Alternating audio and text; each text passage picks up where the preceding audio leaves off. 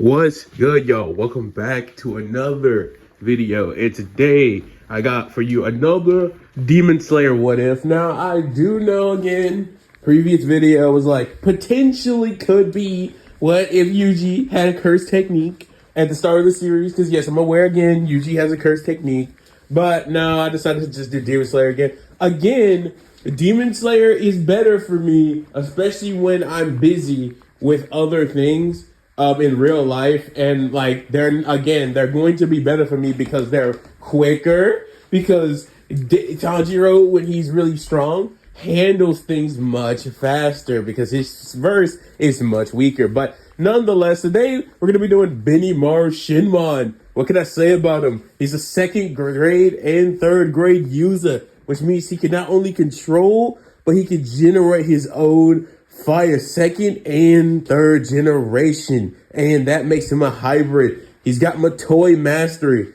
and not only that, the guy has tons of named attacks, and none other than that is where I'm going to be leaving off Benimaru's light little discussion. If you watch Fire Force, you know how busted this guy is. I don't really got to get too into it. So without further ado, we're going to be giving his abilities to Tanjiro and seeing what he do to him. Now, this was technically a request from someone in the comments, so like I said, I'm gonna get to them eventually.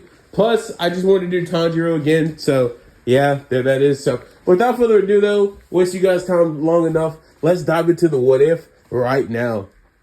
So we start off the story with Tanjiro being like around the age of 4 at this point, just kind of enjoying, living life, kind of having the best life he could have, I guess, for a 4-year-old. His dad was still alive at this time. He was really sick. And of course, just like you would expect, eventually it'd be around that time for Tanjiro to see him doing the sun god, the fire god, you guessed it, the Hinokami no Kagura. And ultimately, what's important about this dance that his dad was doing is this would actually connect him to why he would possess Benimaru's abilities. Because again, this is going to be him getting his abilities, not being his reincarnation. So this is why he would possess those abilities. We're going to be saying it a long time ago in Tanjiro's family, there weren't just people who could, they didn't just pass on the Hinokami no Kagura in this story. No, not only did they pass down that, which was also, the fire god, sun god, you get it. And basically, they didn't just pass that along. They also passed on the genetics that were in their family, the ability to use and control fire. Of course, over time, this ability became rare and rare and rare as time continued to go on until there really weren't that many people who could do that. But obviously, in Tanjiro's family, he would be one of the rare people who could actually do this. Unaware for all this time that demons were even really a plague to society, Muzan having hid away from these fire users for a long time until they ultimately all would just cease to kind of be around, not knowing that Tanjiro's family existed, sending some demons, there and there, trying to kill, as many of these people as possible, these immortal demons. We're going to be saying that these guys were just kind of weak, none of them were like Benimaru, for crying out loud. So eventually it gets to the point though where Muzan was safe and he thought he could just do what he did. So ultimately that would lead to all the events of Demon Slayer basically taking place like you would expect in the story eventually. So ultimately what all this leads me to basically say is we get back to the 4-year-old Tanjiro, and slowly but surely Tanjiro will begin to show that he was built different than every other one of his future siblings and little siblings and whatnot, as Tanjiro wasn't like his dad or mom either, because guess what? He was a hybrid generation. He had both the second and third generation abilities. The ability that he can create his own flames and manipulate outside flames, control and make his own fire. Yes, that's exactly what he could do with these abilities. And of course, Tanjiro could make tons of fire, like large amounts of it, and tons of fire. And when it came to fire, like, say, for example, his dad would make a fire for them to go out into the forest because, obviously his dad would start to train Tanjiro to use this to protect his siblings, to protect them from danger.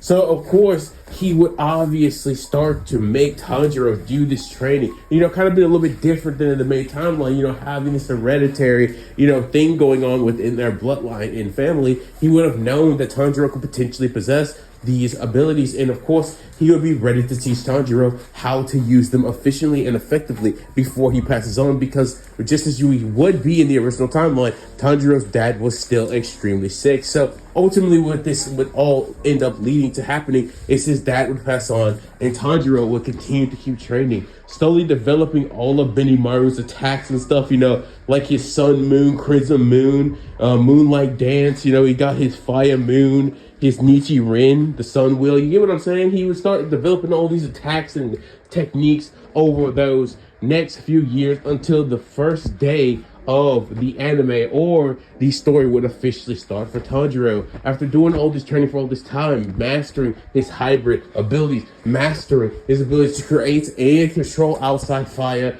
he was a monster. It really wasn't that hard to see. He was built different. Nobody could really beat Tanjiro when you really think about it. If somebody really came up to him, they were probably going to lose. The guy can literally generate large amounts of fire. So ultimately what would end up happening though is Tanjiro and his family were still coal salesmen. So Tanjiro would still have to balance his training with this task. So just as you would expect, Tanjiro would be tasked by his mom to take some coal down the hill on that same very day. And obviously not thinking anything bad would happen to his family, he would go and do just that, going to deliver this coal down to where he was supposed to go. And ultimately, as he would try to go back up the mountain, try to go back up, this is when that old man, just as you would expect, would tell Tanjiro that it's not safe, there are demons out, you should come in here and stay safe.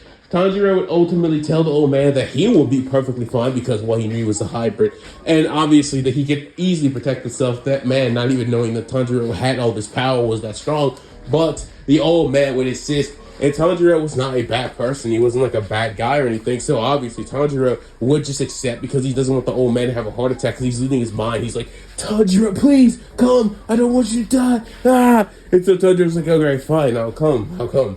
So ultimately Tanjiro decides to, head into the, old man's house where he would sleep that night. And of course, Tanjiro would obviously go back up the hill the next day to find his entire family had been completely and utterly massacred. They're all dead. There's not a single one of them alive. His little brothers, sisters, all of them are just dead. Even Nezuko looking like she was cooked in this timeline, not gonna lie, really bad. So bad to the point Tanjiro almost didn't even check her pulse. He looks at his mom and she's just done. And it's just devastating to this guy. This guy starts crying and weeping, which was, what you would expect for Tanjiro. You would expect him to do this because it's literally like his entire family, his entire purpose for living, just gone in an instant.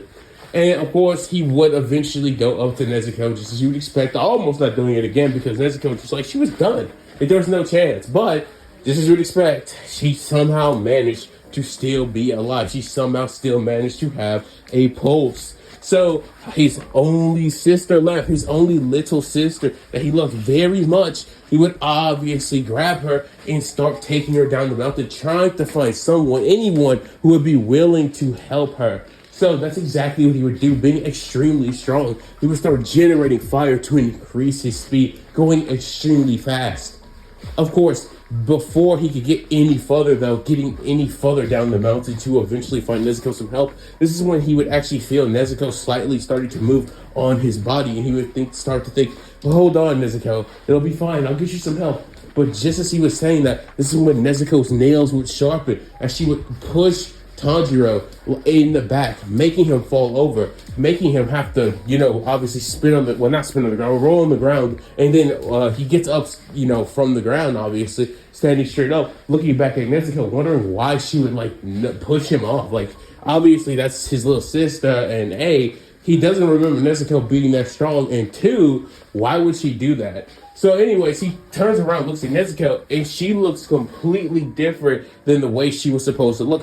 She looks like for starters, she's taller than she's supposed to be, but not only is she taller, she has fangs, and her nails are extremely sharp, and the face she's making, yeah, she's anger, she's just straight up angry. And the way Tanjiro's looking at Nezuko was like, no, how could, what happened to you, Nezuko? Why do you look like this?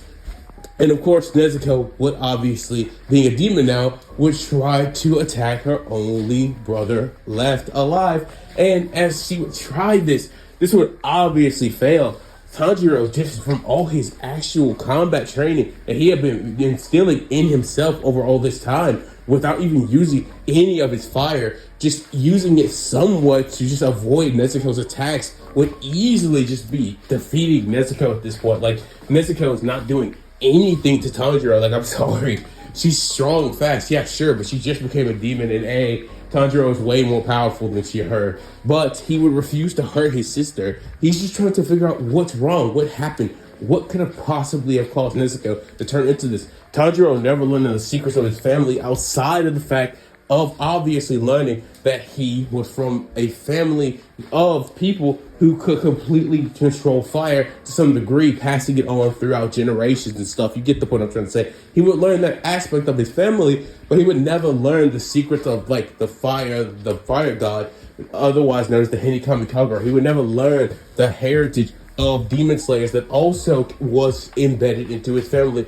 by Yoruichi, him passing on sun breathing through the Kamado family. He would never learn that, so he didn't know anything about demons, and neither did his dad. So ultimately, this would just be an anomaly to him. He wouldn't understand why his sister was like this, or what she even was.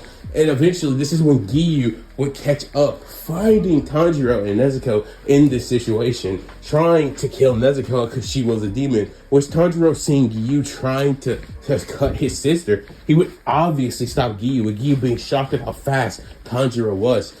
Tanjiro would tell Giyu to not try to attack his sister, that his sister had done nothing wrong, and that he doesn't know why she's acting like this or what's happened to her, but he's sure he can fix it. Eventually, Nezuko would calm down, realizing that it was Tanjiro, just like she did in the main timeline, seeing that he was trying to protect her, despite the fact that she tried to literally just attack him multiple times. And seeing this, realizing this, her brain would finally start to come back to her just somewhat enough to at least stop attacking Tanjiro. And Giyu, seeing this, would be shocked, thinking that if it was really possible for a demon to not turn completely, or for a demon to be good, or for Tanjiro to actually fulfill his promise of stopping his sister. But this is when Giyu would obviously explain to Tanjiro that Nezuko had become a demon, which Tanjiro, hearing this for the first time, would start laughing because he thinks she's joking. But this is when Giyu would give him a very serious expression and say, "I'm not joking. I'm serious. Demons are real, and that is exactly what your sister over there has turned into." Tanjiro would turn around to his sister one more time, looking at her up and down, and he would note that there are definitely some things that are definitely not like they were before, and that the only way they could explain this is if this guy was actually telling the truth, or some half-truth or something, he would think, but it just doesn't make any sense. But obviously, being in the family that he's in, he knows that there are supernatural things that can exist, so it wouldn't take him too long to actually accept that demons could be real. So obviously he would tell Giyu that, all right, what can I do to fix her then? How could I possibly change her back to normal? Nezuko doesn't deserve to be like this for the rest of her life. I want to fix her. I want to change her. I want to turn her back to normal. And this is when Giyu would tell Tanjiro that the only way, the only chance he could possibly do that is if he was able to kill Muzan Kibutsuji. And that's the ultimate demon, the progenitor of all demons. That's the only chance he would possibly have of turning his sister back into a normal human girl. And obviously Tanjiro, hearing this, he would think, Muzan Kibutsuji? Who the heck? Alright, fine. If I had to kill him to turn Nezuko back into a human, then I'm doing it in a heartbeat. And this is when Giyu would tell Tanjiro that he was the one who killed his family. And honestly, Tanjiro hearing that would say, oh, he is. Oh, really? It was him. Because Tanjiro would obviously still have his same sense of smell. He would obviously still possess that. There's no reason why he shouldn't still possess that. So he would still have that. There's no top of being a hybrid generation user, of course. And with that being said, he would just straight up tell Giyu that that guy was dead and that he was going to die. There was just nothing he could do to stop Tanjiro. Once he found him, it was going to be wrapped. So ultimately, this is what led Giyu to say, yeah, right, You can't just kill a demon just from punching or kicking them or whatever. You have to possess a Nichirin blade, Giyu would tell Tanjiro, which is exactly why where you need to go next is to a man named Odorokaki, and he will actually teach you how to fight and use a blade. Tanjiro, hearing this, would say, what? You can only kill demons with some stupid sword? That sounds extremely annoying. This is when Giyu would tell Tanjiro that, yeah, you can actually kill them with the sun, but the odds of you actually lasting all the way until the sun would be, as then Tanjiro would cut him off and say, oh, so the sun also kills them. I think I might vote to use the sun, but I guess learning the other way wouldn't be too bad either. So this is when we would then see Giyu tell Tanjiro how to go to Odorokaki, putting his hopes and beliefs into Tanjiro and Nezuko that maybe they could be different, maybe that they could be special, maybe that they could change the world, and maybe eventually put a stop to Muzan Kibushiji, seeing hope in them. But this is when we would see Tanjiro and Nezuko go back to their house as they would bury the rest of their family, as they would depart from their house to go to Odorokaki. And obviously on their way there, they still run into that fodder demon, which Tanjiro would, just using his hybrid abilities, would just easily defeat this demon with literally no difficulty. The demon would try to attack Tanjiro thinking he was like fresh meat, and would immediately get set ablaze and he would get cooked. And obviously Odorokaki would appear thinking that Tanjiro was in danger because he could sense the demon, because, he also has this, strong sense of smell. So he would come to probably try to protect Tanjiro, but just to find out that Tanjiro had been burning this thing alive, and he already had known from Giyu that another way to kill these things was to let them burn in the sun. So ultimately, he would just be sitting there burning this thing alive with fire. Remember, Benimaru is extremely powerful, and guess what? Tanjiro is a hybrid just like he is. So obviously, he'd be extremely powerful. He'd be easily able to stop this demon. Like, it would just be no difficulty. This demon is fodder. He's weak and pathetic. He doesn't even have a demon blood art. So ultimately, he's just getting attacked with fire nonstop as Odorokaki's just watching this, wondering if this was a demon versus a demon. But this is when Tanjiro would look away from the demon, looking towards Odorokaki, asking him who he was and why he was there. And this is when Odorokaki would tell Tanjiro that he came here to check on some, people that were supposed to be heading his way. But this is when he would ask Tanjiro if he was a demon, which is when Tanjiro would say no, he wasn't. He was a human being. And that basically the reason he's able to use fire is because he's a second and third generation, making him a hybrid user. And basically, this is when Odorokaki would say that there were legends of people from a long time ago that were actually capable of wielding fire in that same way. But he never thought that he would actually meet a real one alive today. And this is when Tanjiro would say that power, or those people, the genetics for that ability, that case for that ability to be passed down, is through his family, is through his lineage. So ultimately, with that being said, this is when Odorokaki would say that you might be a 1 in a million chance kid. Like, you're somebody we need ASAP, deadly. We really need you then, because you might be the only one in the entire world that can actually put an end to Muzan Kibushiji. As he would say that the legend said that somebody who was second and third generation, which would make you a hybrid, is almost an impossibility. It just should not exist. And that is when we would then see Tanjiro tell him that, yeah, you're right, it really just shouldn't. I'm an anomaly, but as you can see, I'm extremely powerful because of that. And as we see this happen, this is when we would then see Tanjiro basically see Odorokaki cut the head off of the fodder demon.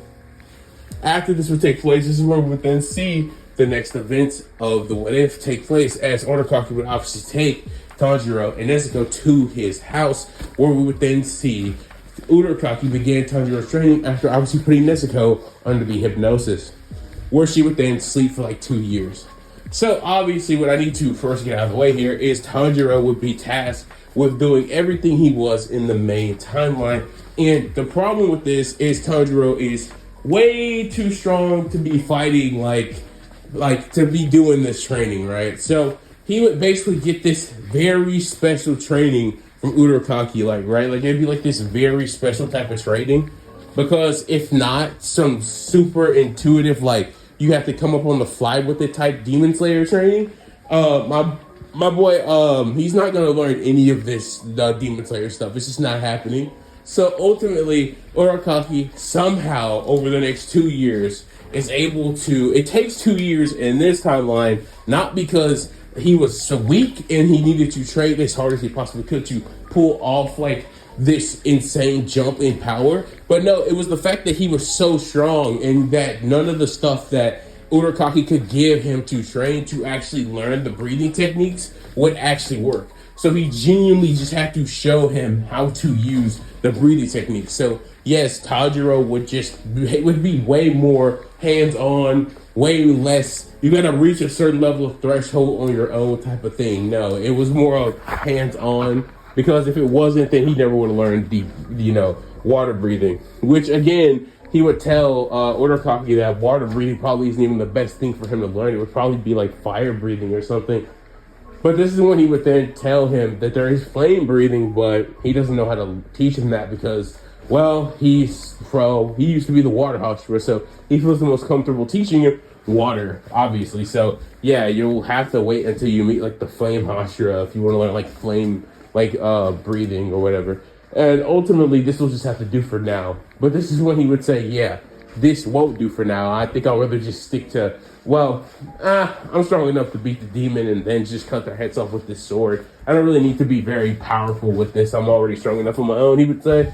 So yeah, I'm happy you taught me all that breathing stuff. I mean, I can use that to make myself stronger if I'm in like a life or death situation. I guess I can use that stuff, but I doubt I'll need it. And this is when Urakaki would literally just shake his head, feeling like he just did all this training for 2 years for literally no reason. And he probably could have just gave the dude, he probably could have just gave Tanjiro a Nichirin blade, just let him do what he was already doing and just let him cut their head off. But he would still thank Urakaki for all the training he did. And of course, that's where we would then see Urakaki send Tanjiro off to final selection, where he would obviously go in there and basically prevent pretty much anyone and everyone in there from basically taking any damage. Also, another thing to keep in mind here in this story, Tanjiro never met Sabito and Makomo,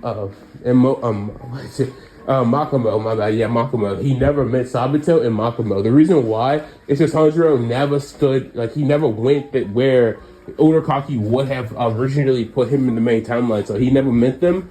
But he would still end up defeating the demon that was in final selection, right? To basically free their souls from, the death, right? So the hand demon, right? He would just kill the hand demon still like he, would have done in the original timeline, still freeing their souls from basically the final selection, right? Because that's why we're still there, because their souls are trapped thanks to them dying to that same demon. So thanks to Tanjiro beating the demon, their souls are able to be free. Is what I'm saying. So after all that happens, this is when we would then see the next events in this wave take place, where Tanjiro obviously passes with Zenitsu, Kanano, and Genya, and yeah, they're all there, and they all get their passing, and they all get their crows, and they all get their assignments. And basically, this is where we then see Tanjiro, and they all get the Nichirin blades, right? Yeah, and this is where we then see Tanjiro basically get off. He would obviously stop Genya from attacking that girl because, yeah, he's not feeling all that yet, clearly. But anyway, after that, this is where we then see Tanjiro then go to basically back to Urakaki, where he would then claim Nezuko, and she would get her iconic box that she would love to get into because, well, it's the sun outside, and she doesn't want to get, killed by the sun, even though she can survive it, and she doesn't know that. But yeah, she gets small, and she goes into her little happy box. And ultimately, once that happens, this is where the duo set out to obviously go and kill Muzan Kibutsuji.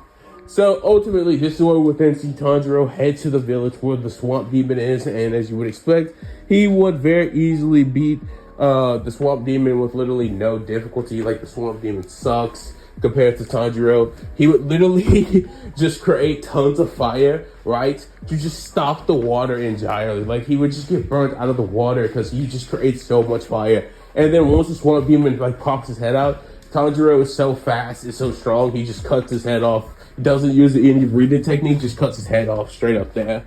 So yeah, that's just all that would be. Literally, it's just over like that. The next thing we would then see happen in the story is after he would basically save all the girls and tell that dude that everything's okay now, his girlfriend's gonna be okay, because nobody would die. Also, yes, Tanjiro wouldn't have prevented all the women that had already died, but yeah, pretty much nobody else would get hurt or injured here if they would have in the original timeline.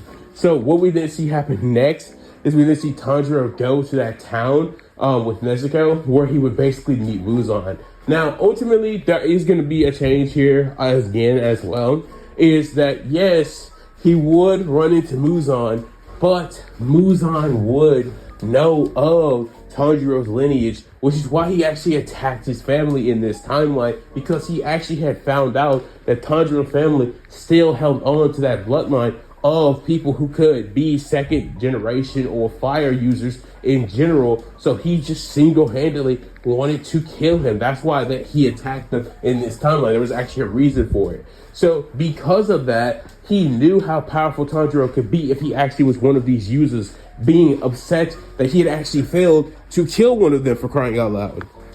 He'd be thinking, like, what is the odds that I missed one of them? And he knows that this is somebody that was up there because he like could feel the trace of them, but he wasn't sure where they had went due to how snowy it was up there. So he was just like, I'm sure it can't be that bad. But then here he is coming towards him. And Muzan, just knowing Tanjiro coming towards him, because he made it a point to know, he would start turning tons of people into demons to go after Tanjiro. Tanjiro, obviously having his strong sense of smell, would know exactly that this was Muzan and where he was trying to go. Now, seeing these demons, which, by the way, again, it is way more demons than it was in the main time. Like, I'm talking about he turned like 15 people into demons and sent them at Tanjiro with the intent to kill them, right? So obviously, Tanjiro had to behead these people as quick as possible to stop them from like killing other people. And because he's in a crowd full of other people in a festival, this clearly would not be going well for our boy Tanjiro. So he actually does have to stop and take some time here to take down these demons. Nonetheless, this would obviously lead Muzan to being able to actually escape, as it's not like he has some sort of precog or anything like that going on here. He just possesses, like, you know, again, second and third generation fire. So ultimately, with this ultimately being where you would then see him scoff and really just not like shake his head in disapproval. He's just upset and sad that he failed to kill the killer of his whole entire family when he got the first chance. But nonetheless, this is when Tanjiro wouldn't even know that he was one of the first people that's ever even seen Muzan in like a century or something. It's been years since anyone has ever seen him in the Demon Slayer Corps. Nonetheless, after all this was said and done, this is where he would eventually run into Tamayo and Yoshiro. And of course, this would be where Yahabaha and Sasamaru show up to ultimately try to take down the likes of Tanjiro by his own request. Muzan's own request, of course. And this would ultimately lead to them getting killed in like 2 minutes, because he literally just burns them up with his Matoi. Like, he uses his Matoi, comes at them flying, and then just burns them up, and then just slices their head off. He literally just uses his Matoi, comes at them, and then slices the head off. I don't know what to tell you. It literally goes like that.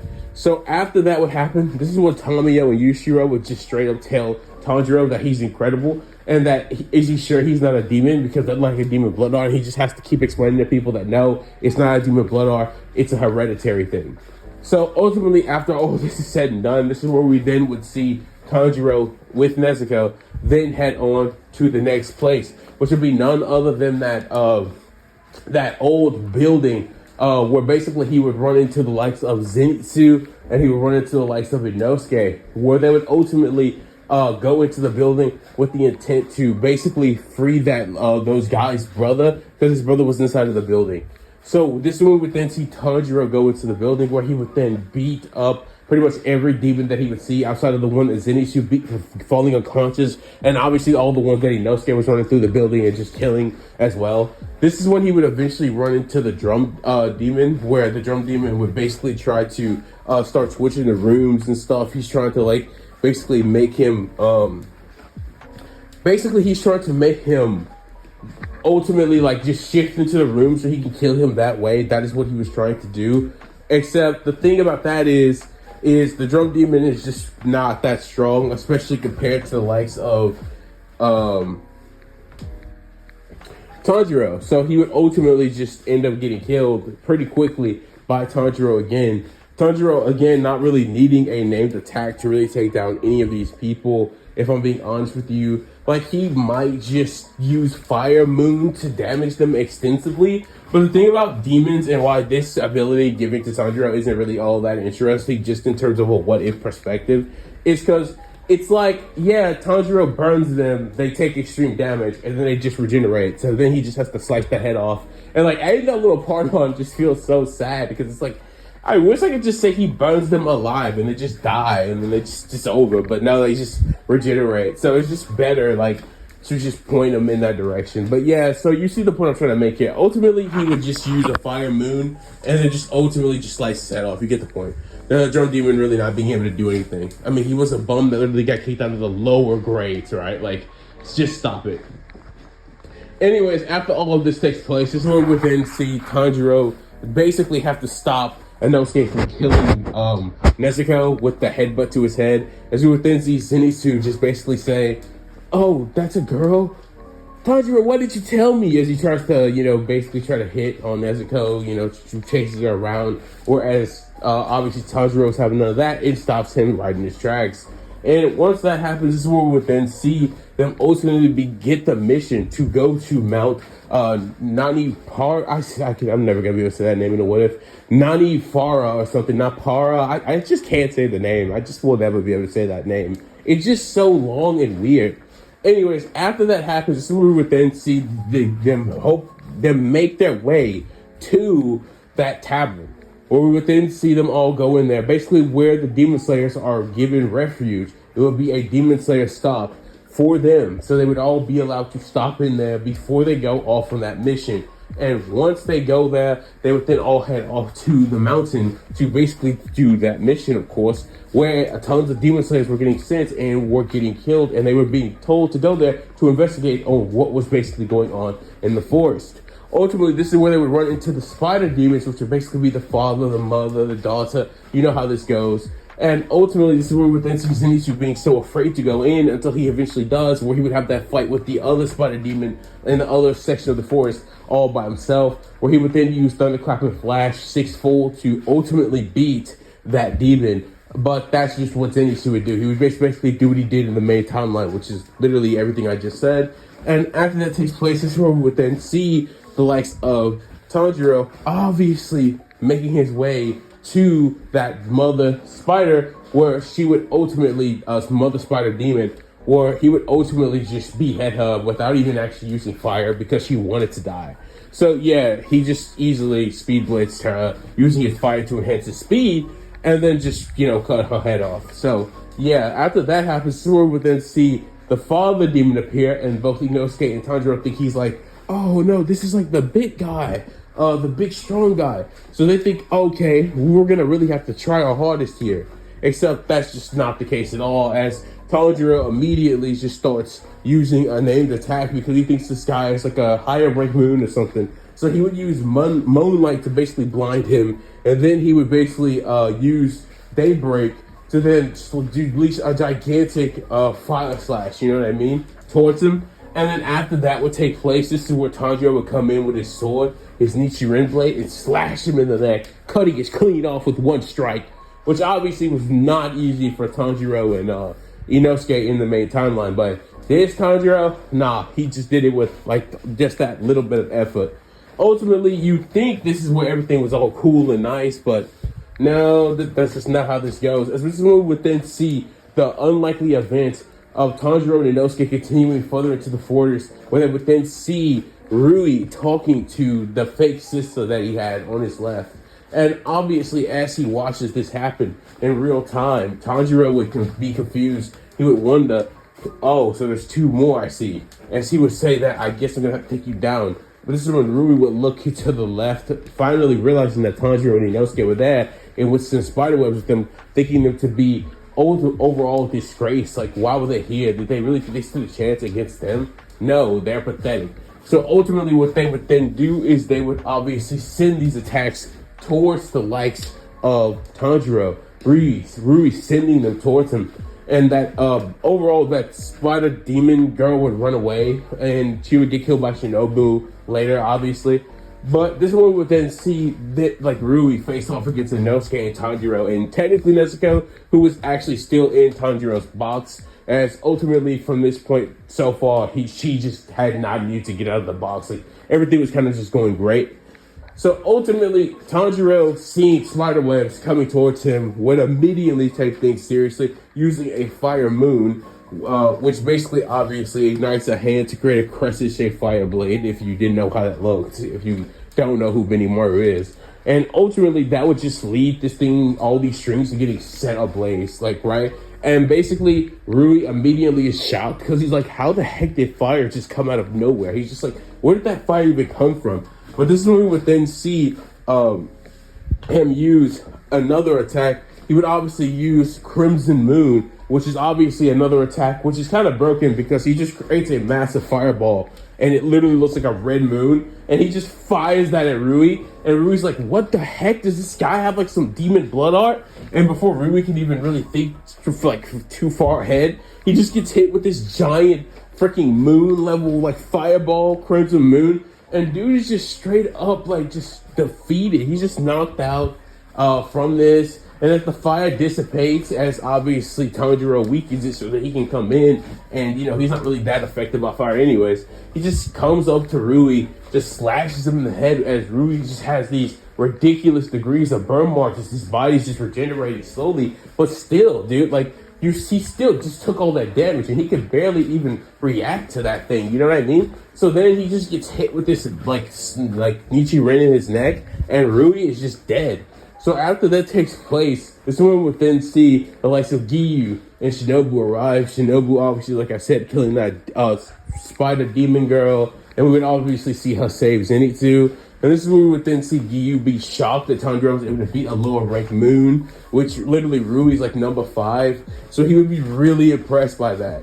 So after all this is said and done, this is where we would then see them all basically head back to the Butterfly Mansion. And obviously Kano and Shinobu, seeing Nezuko, would obviously try to kill her, which just doesn't work, as Tanjiro would show off that he is obviously a hybrid generational user, which would shock both of them. And obviously they had heard of the legends of there being people who could do this as well, because, well, they are connected to the Demon Slayers. And as I've already explained, the Demon Slayers kind of are tied to that as well. So as we see this all happen, this is where we then see them basically all get taken back to the Butterfly Mansion. And after this would happen, this is where we would then see the exposition of him meeting all the Hashiras, with none of them being able to do anything to stop Tanjiro, because he's way stronger than all of them in the conventional sense. And unlike the demons, who basically can't be killed, you know, by conventional methods, and you have to use Nichirin blades,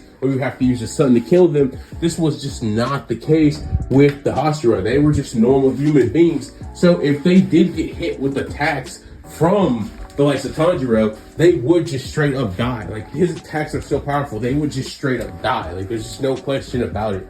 So after all this is said and done, this is when we would then see the Hashira basically tell Tanjiro that despite how powerful he is, or how much he could help the Demon Slayer Corps in their goal, he was also still a great liability, and was obviously going against their policies. He wasn't supposed to be collaborating with any type of demon. That's not the way it's supposed to go. But this is what Tanjiro would say, that that's just not any type of demon. That's my sister, and I still care about her, and I know I can save her, because when I finally get the chance to fight that Muzan Kabutsuji, I'm going to kill him, and it's nothing that they're going to be able to do about it. So ultimately, the rest of the Hashira, hearing this, would think Tanjiro is definitely stronger than them, but he's not really stronger than them in terms of sword skill, or at least that's what they kind of believe, which is just actually true. Tanjiro as a swordsman kind of just sucks. He kind of just slashes towards things and just, you know, slashes at them. You know, he picked up a little bit from Urokaki, but he's nothing too crazy. I mean, he literally just slashes his sword like you would expect somebody to do. The thing is he's just so much stronger and faster than, like, the demons that he's fought, that it just doesn't matter. And I'm gonna tell you this right now, newsflash, it's not going to matter. It doesn't matter how skilled he is with a sword. He's just too much stronger and faster than pretty much everybody. So it just doesn't matter. So ultimately, this is where we would then see Kaguya come out, and he would basically tell the Hashira that everything was cool. Sanemi would try to attack Nezuko. It clearly was a bad decision, so he would get burnt and just not try that again, telling Tanjiro that he was just, you know, doing a test or whatever, which Tanjiro would say, yeah, try to test again and you're gonna be dead. So after all this takes place, this is when we would then see basically Tanjiro begin to learn how to use total concentration, constant breathing. As I already said, Tanjiro did actually learn how to use the breathing technique, if nothing else. Maybe he's not too keen on using the breathing style of water breathing, but he still did learn the breathing technique. So he would then work to use total concentration, constant breathing, and obviously with the likes of Zenitsu and Inosuke, he would eventually master this.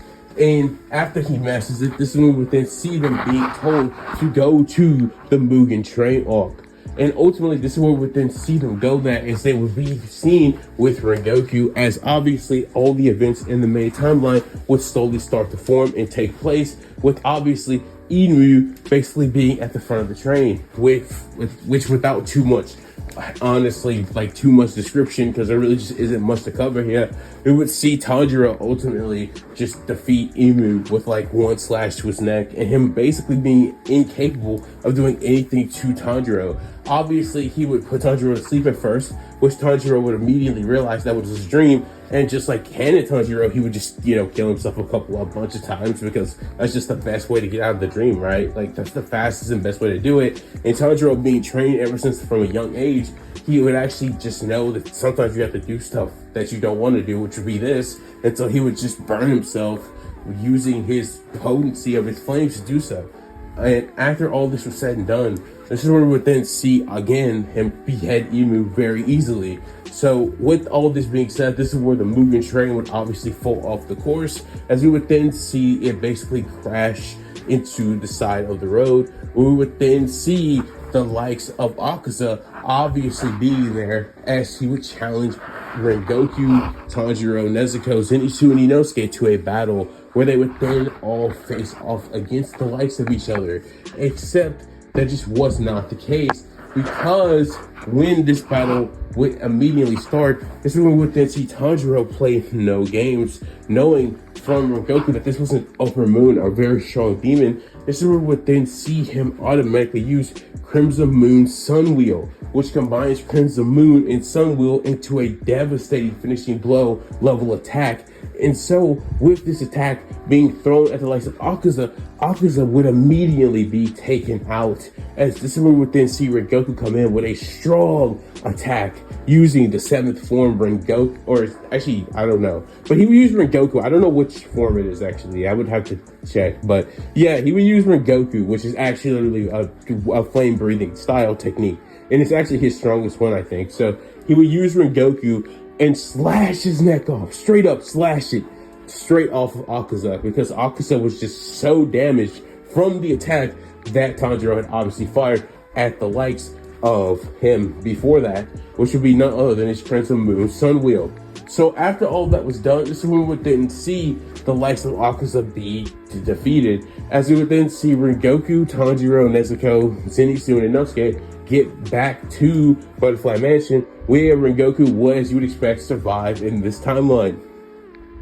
The next events we would see take place are obviously going to be them recuperating and recovering from the Mugen Train arc, as we would then see Tanjiro talk to Rengoku about flame breathing, but Rengoku would actually tell Tanjiro that he doesn't even need to learn it. Honestly, he's way more than powerful enough, and he's seen it firsthand that he can easily help him defeat Muzan. And if they could just get him to Muzan, he's sure that he can beat him, which, FYI, obviously, yes, that's clearly what's I'm not even just going to sugarcoat it. That's definitely what's going to happen.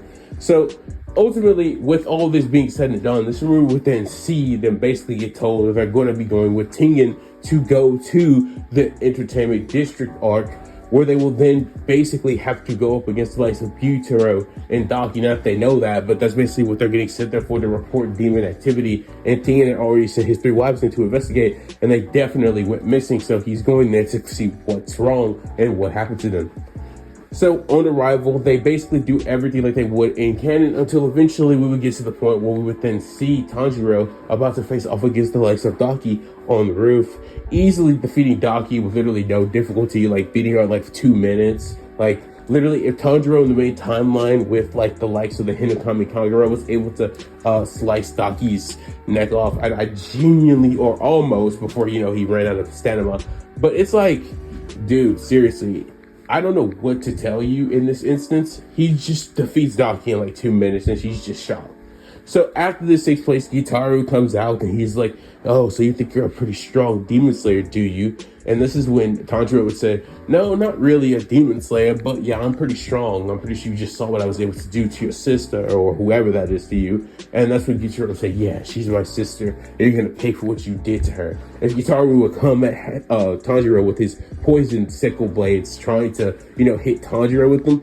Yeah, where Tanjiro using his fire would just easily evade all of his attacks with like a blank stare on his face, just like, yeah, no, dude, there's no way of hitting me with any of that. And she would use Moonlight Dance, which is a spiraling movement that unleashes rapid fire attacks. Yeah, he would use that on Gyutaro, just taking tons of damage. Like, Gyutaro can't believe any of what he's saying because a normal human should not be able to control and manipulate fire. But yeah, that's exactly what Tanjiro is doing. And Gyutaro is just getting all these hits on him. Eventually, Gyutaro going backwards just due to all the attacks he's taken. Tanjiro taking this opening to slice Gyutaro's head off with ease because he's just so strong. And ultimately, with that being said, Daki's head was still on her head as she had just put it back on not too long ago. And so Gyutaro would be able to put his back on. And Tanjiro would be kind of shocked by this, kind of wondering what's going on here. Why the heck didn't Gyutaro die? Why is Daki still alive? Thinking that is there something wrong with his blade or something? And Gyutaro and Daki obviously are going to tell him, what's up. So they try to jump him, and he just keeps using Moonlight Dance, just to keep going around their attacks. Eventually, he uses Nichirin to create a sunfire wheel, and he hurls it at both of them, and they're just kind of like, whoa, and they get both kind of like have to evade out of the way. But this is when Zenitsu coming in clutch, which cut Daki's neck off, shocking her, as she genuinely just speed blitzed her, and she didn't even see him coming because she was so focused on Tanjiro, and obviously his Nichirin that he had sent flying torch lights of Daki. And of course, obviously, Tanjiro had went to Gyutaro because Gyutaro was obviously stronger. So with that being said, this is when he straight up slices Gyutaro's head off again. But she had already done like 4 times in this battle, and he had sliced Daki's off 5. But it's just like they just didn't die, and he wasn't understanding what the reason for that was. But now they were dying, so he was kind of like, wait, oh, I see. So I kept killing them individually. And so I guess I just had to cut their heads off at the same time. He would finally realize once they both just start dissipating. This is when Tengen would show up late, not even participating in this fight. The same thing for Inosuke, as he was busy underground freeing all of the slaves and stuff. And obviously Tengen was looking for his wives, so that's what he was doing. And so when everybody all shows up with all their tasks completed, Tanjiro had already, killed both of them. And Zenitsu had left earlier from Inosuke after, he left Inosuke to basically free all the slaves so he could go out and see what was all the commotion outside. And, well, again, he came in clutch and basically let Tanjiro beat Daki and Gyutaro because, without his help, he never would have figured out that that was the gimmick or whatever. So anyways, after all this is done, Tengen is basically completely and utterly fine. He doesn't even fight Gyutaro or Daki, and basically Upper 6 is just done. So basically with that being said, this is where we then see Upper 6 and Upper 3 be dead, with Muzan cursing everything in the world, thinking there's no way that 2 Upper Moons have died this quickly, He's just like kind of shocked to think 2 Upper Moons are already dead, especially Akaza. He'd just be shocked.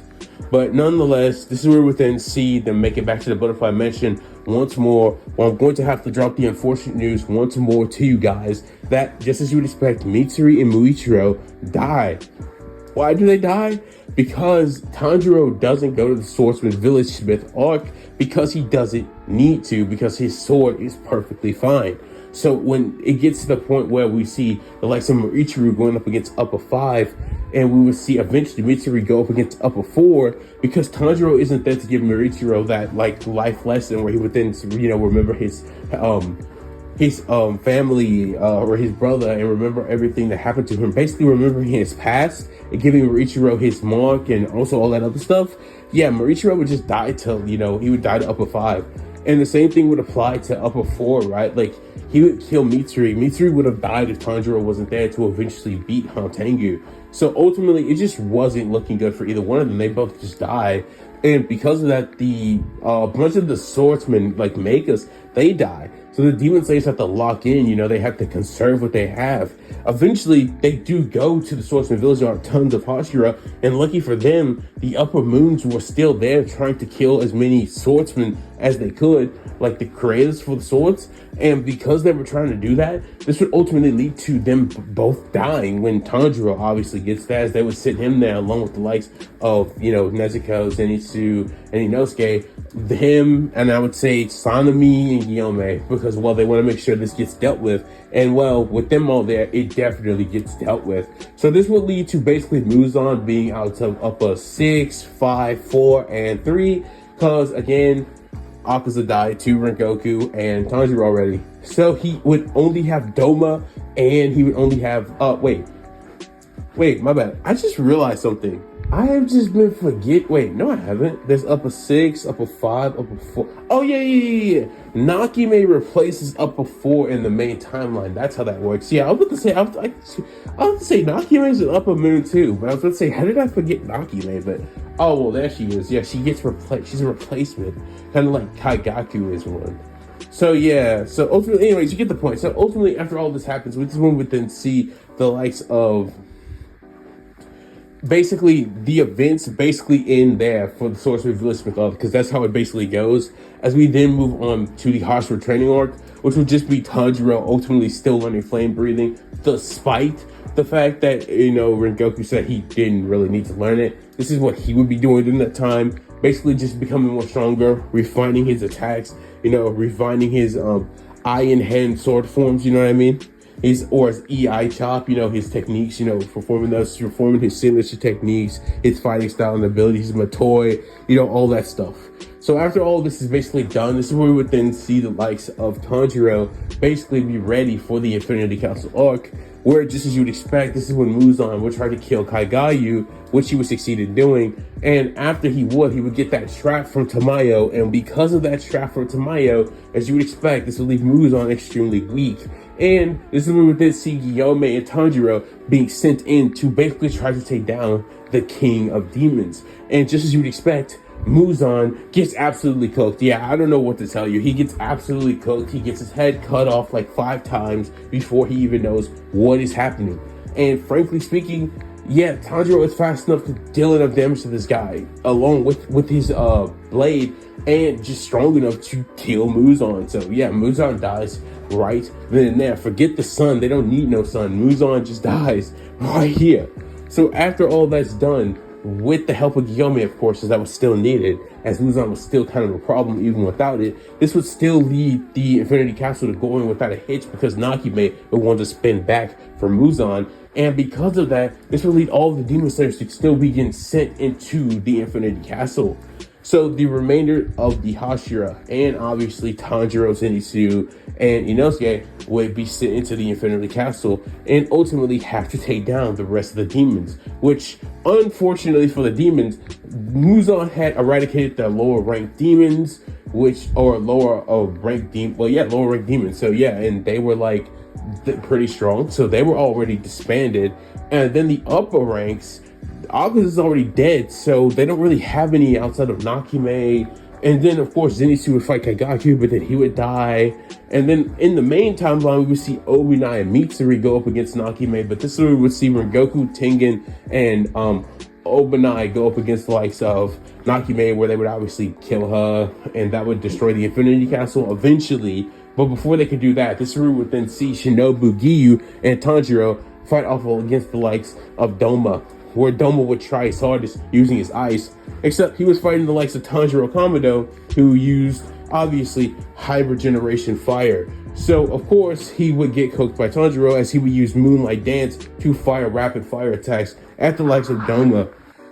Along with firing these rapid fire attacks, we would then see him use Nichirin to fire his Sun Wheel as well. And then he would see him use Red Sun, which is basically like a large beam of concentrated flame. And he would just, like, similar to a Kamehameha from Goku, he would fire that at Doma, just eradicating this guy's ice.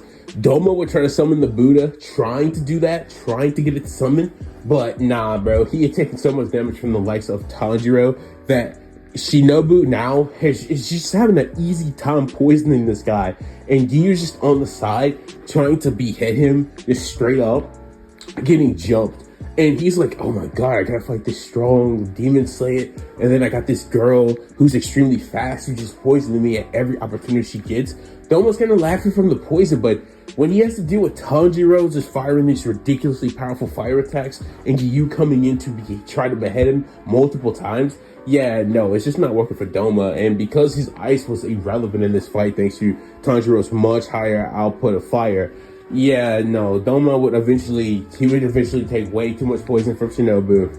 Shinobu obviously not dying this time like thanks to Giyu and Tanjiro being here. And eventually Tanjiro having done enough damage with his fire to basically just completely make Doma completely worthless. Doma not being able to summon up the Buddha because the fight's just going way too fast. Like, it's about like 5 minutes into the fight and all this has happened already. So yeah, there was no Buddha cone coming out for Doma. So this is where we then see Giyu and Tanjiro both do a double slash at Doma's neck, and he's shocked because he actually got clipped by both at the same time.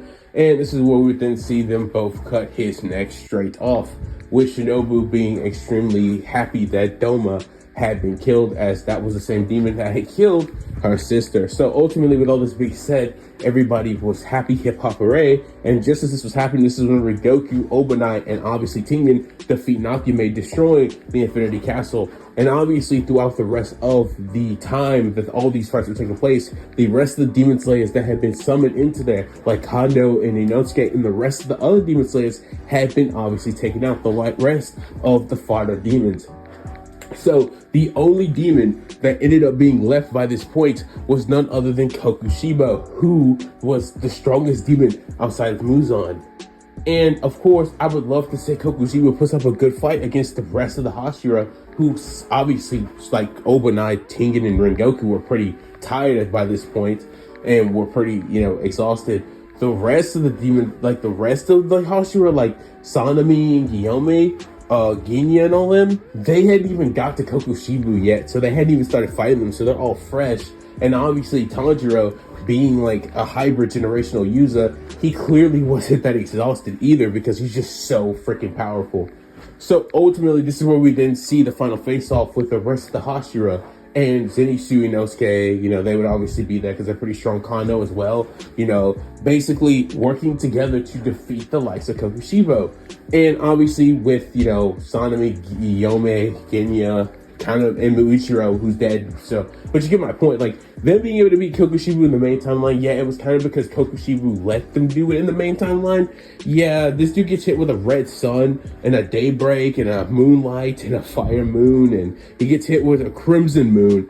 Yeah, I'm sorry to tell you, but no, dude's gonna be taking too much damage to do really much of anything except focus on regenerating. And because of that, getting his head consistently attacked, getting poisoned by Shinobu like 5 times, and then getting the Marichi blood too from Sanemi helping. Yeah, Kokushibo gets defeated, and I know this sounds crazy because of how powerful he is. He gets defeated in like 6 or 7 minutes. I'm sorry, but Tanjiro's just that powerful. His Crimson Moon, his Moonlight Dance, all of his overpowered attacks just landing on Kokushibo. Him being so weak, and to the point where it's like, yeah, they're all just slashing at his neck every like 4 seconds. And Kokushibo's having to reinforce it as much as he can, but he can't keep doing that forever until he eventually just gets it taken off like Yome. And once that happens, well, that's the end to the last demon. And with that being said, before any of this even happened, as soon as Muzan was dead, that's when we would then see Nezuko start turning back into a human, as we would see that scene that we see in the original timeline. And with all of that being said, Tanjiro had finally done it. He had avenged his family's murderer, and he had also turned his sister back into a human, basically accomplishing all he had wanted to do without this story, which is basically to turn his sister back into a human, and obviously make good on his promise to his dad to protect his family. Even though he failed, he did at least get to avenge them. So hooray, I guess. And with that being said, as there was nothing else left to talk about outside of the Demon Corps basically disbanding because they had accomplished their overall mission, this would ultimately be the end to what if Tanjiro had Benimaru Shinmon's abilities. So if you guys did end up enjoying this video, please be sure to leave a like, comment, share, subscribe, hit the notification bell to be informed about new videos whenever we upload them. And yes, I'm gonna just straight up tell you, I was kind of out of it making this one. So if there are like some errors or you guys don't really like this one as much as my other ones, I apologize, I really do, but I had to get this out for you guys today because I love y'all and I really wanted to get this video up. So hopefully you guys do end up still enjoying the video. I like Benimaru, he's really cool. I like Fire Force. I might make some other Fire Force what ifs, who knows. I'm surprised, but this video looks like it's actually going to get to the hour mark just because of my yapping, and I'm gonna let it because why not? I think it's pretty cool. But yeah, anyways, I hope you guys did enjoy it. I really hope you did that because I did enjoy making it, even though I was, again, a little out of it while making it. I still tried my best to make it as good as I could for you guys. So thanks for the reaction idea. I'm happy that I was able to do the request, which is something I saw and, you know, I wanted to do it because I always say I will do it. And, well, there we go. I did it. So, yeah, with that being said, this has been your boy Eden What Ifs, and I'm signing out. I'll see you guys in the next What If. And again, I don't know if that'll be JJK What If. I don't really know what the next What If will be. I don't know if it'll be another Demon Slayer. I don't know. Just depends on how my schedule and, you know, life goes. But yeah, anyways, God bless. I'll see you guys in the next What If. I kept you guys long enough, and I am out. Deuces until next time, guys.